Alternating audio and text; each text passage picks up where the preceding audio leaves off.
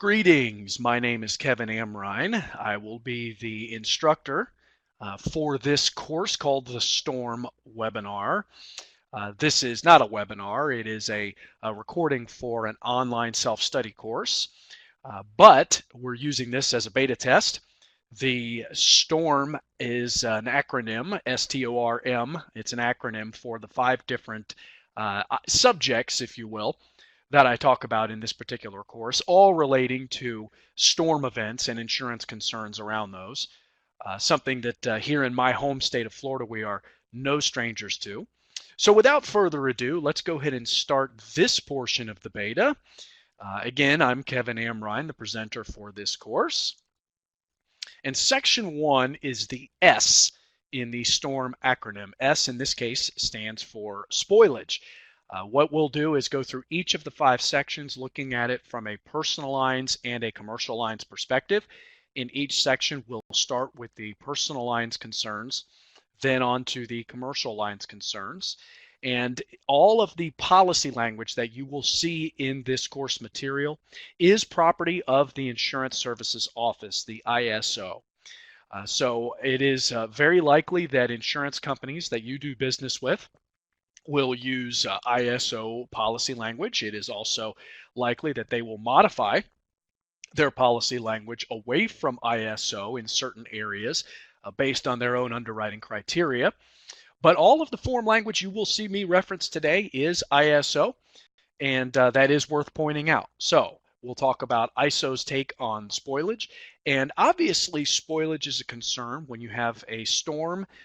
With storms tend to come lengthy power outages. If you are a person who keeps a significant quantity of perishable stock in your business, obviously this is a large expense for you to have to replace that. If you are a person that likes to keep a significant amount of perishable materials in your own home, this is an obviously big expense if you have to replace all of that. So from a personal lines perspective, spoilage of refrigerated products, and then from a commercial lines perspective, mainly spoilage of what we'll call perishable stock. The picture you see there is what you might find in a commercial kitchen, and you can see lots of different food products there, some of which might be okay, maybe if they go without, for example, refrigeration for an extended period of time. Other products there, they'd have to be discarded. You're just not going to be able to prepare or sell those materials, at least not in good faith, after they've been without refrigeration for an extended time. I guess it's possible that somebody may have a refrigerator or a freezer at their home that has that quantity of food product or also drink product in it, although we tend to associate that type of quantity with a commercial kitchen, obviously. So, section 1, spoilage. Let's take a look at what we're dealing with here. From personal lines perspective, personal lines issues and policy language. The issues, well, personal lines policies exclude mechanical breakdown and loss of power. Now, loss of power is something we will talk about in a later section. There is some other concerns when you're talking about utility interruption. We'll talk about that specifically later. But personal lines policies don't cover mechanical breakdown or damage to property caused by loss of power. And, well, if that property is in fact perishable, then you have a spoilage exposure. Now, mechanical breakdown is, well, something like a refrigerator or a freezer that stops working. And it may either stop working completely or it could have reduced capacity, in which case it's technically blowing air, but perhaps not cold enough air to serve its purpose. And then mechanical breakdown could occur based on a number of factors. Could be just a product malfunction. Could be a power outage, complete power outage. Could be a brownout, so the power is technically working, but not to an adequate capacity. Could be because, for example, maybe the house was significantly damaged in the storm, and maybe it's not just power outage, but maybe just the cooler was damaged by a falling object or a lightning strike or a power surge, and so it's just not functioning properly. So all of those things are coverage concerns. You can use an endorsement in personal lines. There's an ISO form number there, HO 498. We call that or ISO calls that the refrigerated property coverage endorsement. That is the only ISO mechanism for this exposure on the personal line side. A couple of highlights of that endorsement. Well, it includes a definition of loss of power. So it does create some coverage for personal property that has spoiled, that has been damaged by spoilage due to a loss of power, as defined in the endorsement. Coverage would be triggered by complete or partial interruption of electric power. So that brings us back to what we discussed a moment ago. Could be that the power goes out completely, or maybe it is what sometimes we call a brownout, where capacity is still there, but maybe there's been damage to the line somehow that has reduced that capacity, so that there's a partial interruption, not enough to run a large appliance like a freezer or a refrigeration system adequately, and so the product inside of it spoils. This particular endorsement does have a restrictive limit, $500 limit. That's the most that would be paid here, and that would include all of the damaged food and drink product. That is not a per product limit. That could be an issue for somebody that has a lot of food in their refrigerator or freezer, somebody that may have a lot of beverage in their refrigerator or freezer and claim that the beverage has been spoiled. And then there's also a deductible for this endorsement. So, not a great solution. Something is better than nothing, we say frequently in the insurance industry. And again, it's possible that you may have insurance companies that take this a step farther and enhance this coverage, both in terms of the limit available and also possibly the coverage available. But this is the ISO endorsement, and it is possible to add this to a personal lines policy. That would be a homeowner's policy or something like a renter's insurance policy. On commercial, or rather on the commercial side, for those of you listening that work with commercial insureds, any commercial insured with an exposure to perishable stock. Now, perishable stock we often think of as being food or drink. Well, technically, it doesn't have to be a food or a drink product. Perishable stock is defined in the endorsement here, the commercial lines endorsement, but other businesses that could suffer from some type of a loss to perishable stock might include climate-controlled pharmaceutical companies. So you've got an insured that manufactures pharmaceuticals. Those drugs, those medicines have to be kept at a specific temperature. If they lose the ability to control the climate in their facility, that is a major product loss for them. So flower shops, a retail store that sells tobacco products or other organic products might have an exposure here. So it's not just a food and beverage issue, which is what we tend to think of this as, but that's a simple example. So this might be a coverage you discuss with your restaurant insureds, your food wholesalers, your nightclubs and bars, etc. So what are the issues here? Well, commercial property policies, just like homeowners policies, tend to exclude mechanical breakdown. So again, the likelihood of a commercial risk having a large walk-in freezer or cooler is higher than in personal lines, or just any type of refrigeration or freezing appliance. So mechanical breakdown, and once again, that could be caused by a storm, that could be caused just by a malfunctioning piece of hardware, and loss of power. And just like we discussed previously, that is another issue that we'll talk about here in a separate section. But mechanical breakdown and loss of power are the major concerns here. And just like in personal lines, there is a spoilage endorsement. The form number there, CP0440. It's called the spoilage coverage endorsement. The highlights of this endorsement, as mentioned: definition of perishable stock. Coverage is triggered by breakdown or contamination or power outage. Now, emphasis on the word contamination here. Now, some people think, just as an example, food contamination. So they think, okay, well, contaminated food could be because of, well, any number of reasons. The restaurant gets a box off a truck from a wholesaler, and they open up the box, and there's a really funky smell in the box. And it turns out that there's some type of contaminant in that product that has caused it to be spoiled.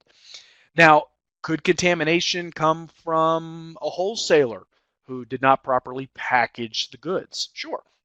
Could contamination come from a processing plant that did not adequately secure its hardware or did not adequately manage its bacteria control? And so the product was actually contaminated when your insured received it? Yeah, that's all possible. But in this endorsement, contamination specifically means a perishable stock product that has been contaminated by the refrigeration system or the freezer. It's been actually contaminated by the insured's hardware. So this is not a coverage for example, if the FDA announces a listeria outbreak and recalls a bunch of sandwich meat, or there's a recall of a salad product or a fruit product because of contamination and illness. So this is not a coverage that would cover any of those associated costs. This is purely contamination that is because that comes from the refrigerant or the freezer unit itself. One of the other highlights of this endorsement is that it can change the valuation of the spoiled personal property, the spoiled product, from its normal valuation of actual cash value, ACV, to selling price. Now just think about that. If you're a restaurant and you've got a cooler full of meat, and let's just say you got a cooler full of 10-ounce steaks, you might have paid $5 for each of those steaks. So the actual cash value of each steak is $5. That's what each 10-ounce cut of beef is worth. But once you've put in the labor and prepared that cut of beef, you're going to sell it for 25 or 30 bucks. So the sales price is the essential number in the mind of your business insured. They really don't care that much about a product's actual cash value if the product is a retail product. They really care about what they can sell it for. That is the significant loss to most of your business owner clients. And so having the ability to change the valuation of that spoiled product to selling price is a very, very nice feature of this endorsement, and probably a significant sales pitch for it as well. Okay, so S in the STORM acronym stood for spoilage. The T in our STORM acronym is everybody's favorite storm-related subject, trees. If you ask any person to picture storm debris, what do they almost always picture? Trees. Now, we know that trees are not the only type of debris, but trees can be obviously very damaging. We know that, but also very, very expensive when they start coming down.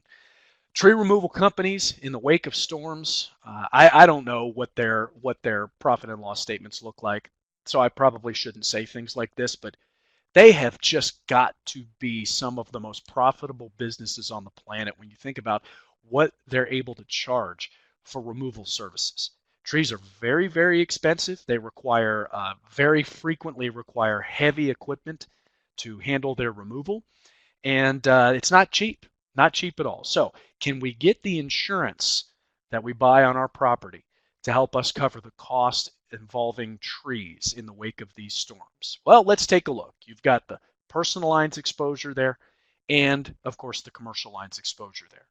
In personal lines, we're going to look at coverage for the expense to remove fallen trees. We're also going to look at coverage to replace damaged trees.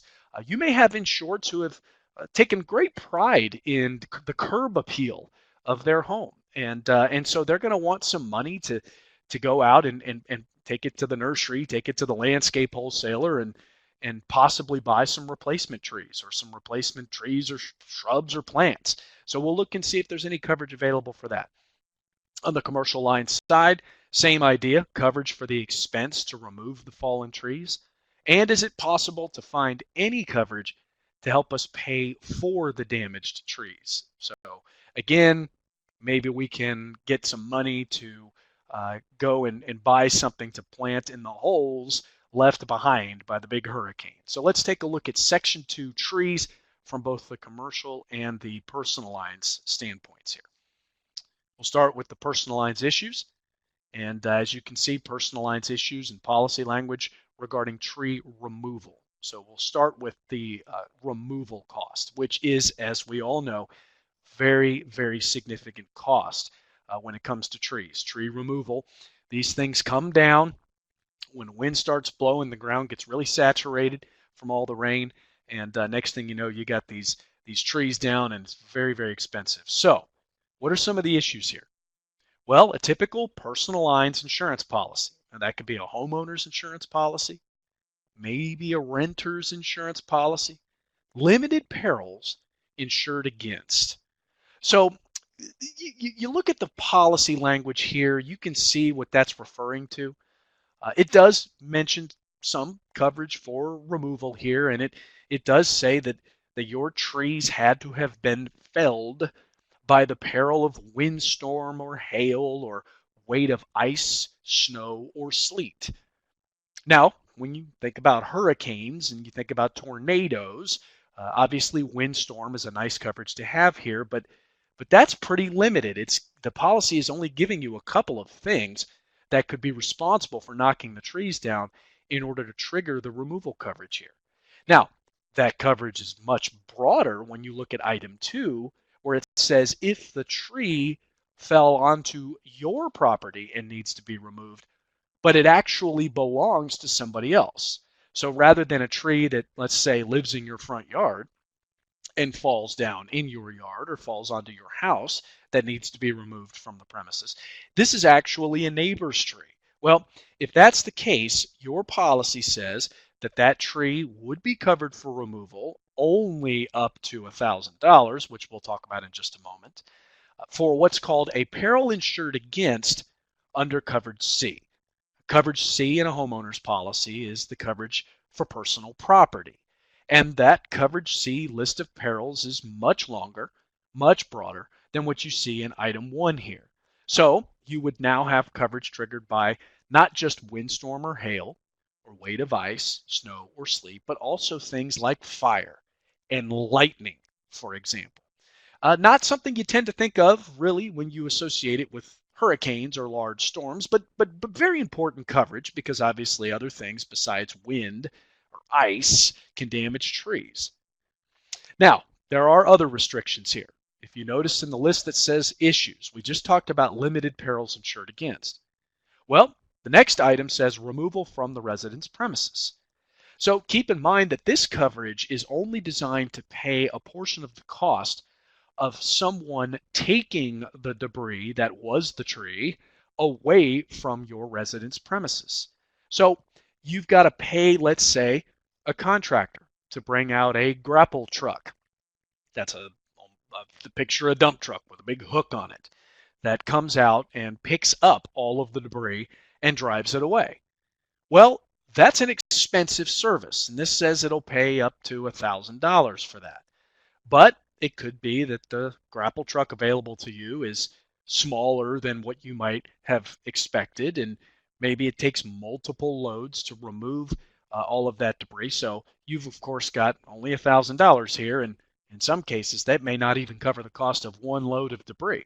You've also got to deal with the issue of getting the tree debris from the yard to the road, because typically a grapple truck contractor is only going to pick it up if it's out on the street. So if you have to pay somebody else to actually push all of the debris to the curb, that could be an additional cost that is not contemplated here. This cost is only for the removal from the resident's premises. Now, I've mentioned it already, but the third item on the list of issues here says the limit available to cover removal cost. Well, right there at the top of the coverage, it says $1,000. So if we recap this, what are we dealing with here? No more than $1,000 for removal of the trees from the resident's premises. If they are your trees, very limited perils insured against. If it is a neighbor's tree, broader perils insured against. That's good news. But if you look at the bottom of the policy language here, well, we're not quite done with the limitations yet. It says that the only way you're going to get this money is if the tree damages a covered structure, or if it does not damage a covered structure It blocks access. So you can see there it says blocks a driveway to the residence premises that prevents a motor vehicle from getting in and out, or damages a covered structure. So if the tree just falls into your yard and you need to get rid of it because it's going to kill all the grass or because you just don't want a fallen tree in your yard, then there's no coverage here. It has to actually damage something. And that can be very, very frustrating for people in the wake of a big storm. On one hand, it's obviously wonderful that the tree did not damage any of your property. It didn't land on your fence, your shed, your house, your garage. On the other hand, it's frustrating because now that means that you, the homeowner, have to absorb all of the removal cost. And well, people often think that insurance is for that very thing, and well, in this case, it's limited, unfortunately. And then finally, we talked about the $1,000 limit for removal earlier. Well, there is a further restriction here: no more than $500 of that limit paid for the removal of any one tree. So if there is only one large tree that came down, you're not going to get the full $1,000 to take it away from the resident's premises. The most you would get would be $500. So, as we said for spoilage, this is not the greatest coverage in the world, but something is certainly better than nothing. And well, maybe you've got insurance companies out there that will extend their policy forms to go a little bit further than this. Personal lines issue here, rather regarding coverage for the damaged tree. We just talked about the expense of removal, but what about some money from the policy to help pay for the cost to, let's just say, replace the damaged tree? Well, the issues here: limited perils insured against and a limited dollar amount. So if you look at the homeowner's policy, it does say there trees, shrubs, and other plants. Look at that very limited list: fire, lightning, explosion, riot, aircraft, vehicles, vandalism, and theft. Okay, not a terrible list, but where's the windstorm coverage? Notice it's not there. So, no coverage if the damaged tree was damaged by wind. And then it does limit the dollar amount. So let's just say it was struck by lightning. And so one of the perils has been satisfied. Well, look at the limitation on the dollar amount there: up to 5% of the limit of liability that applies to the dwelling. Well, that sounds pretty good. But then it restricts it to no more than $500 paid for any one tree, shrub, or plant. Now, $500 could buy you a decent number of shrubs or plants, but it's not going to go very far in replacing trees.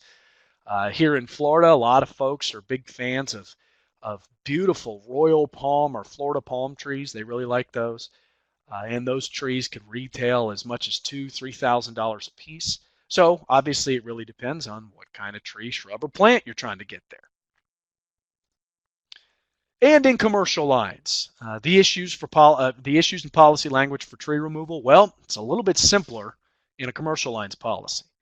It says right there that trees, shrubs, and plants other than stock, so this would not be the case for somebody who owns, let's say, a landscape wholesaler or a tree farm. But trees, shrubs, and plants are not covered property according to a commercial property policy. They do appear on the list of property not covered. Now, why is that relevant here? Well, because when you look at the commercial property policy's definition of debris removal, or rather coverage for debris removal, it says it does not include any coverage to pay for the removal of property not covered. Well, if trees, shrubs, and plants are property not covered, this is the policy saying it will not pay for their removal. There is a very, very limited give back in a coverage extension. This is the coverage extension. And when I say limited, I mean limited. The coverage extension is called outdoor property. The only money you will get for the removal of those storm-damaged trees in a commercial property policy would be in this coverage extension. And you will notice a couple of big problems here. One, look at the limited perils: fire, lightning, explosion, riot, and aircraft. There's no wind coverage on that list. So chances are you're not going to have coverage anyway because, well, like I said, wind is not one of the triggering perils. Even if it were a triggering peril that caused the damage, let's say lightning, look at this dollar amount. The most you would get for the loss would be $1,000, and the most you would get per tree, shrub, or plant for removal is $250. So we're talking about very limited perils and very limited dollars here. Now, is it possible to spend a few bucks and increase this coverage, both in terms of perils and dollars? Yes. You can see reference to an ISO endorsement there, the CP1430, called Outdoor Trees, Shrubs, and Plants, and that is exactly what it's designed to do.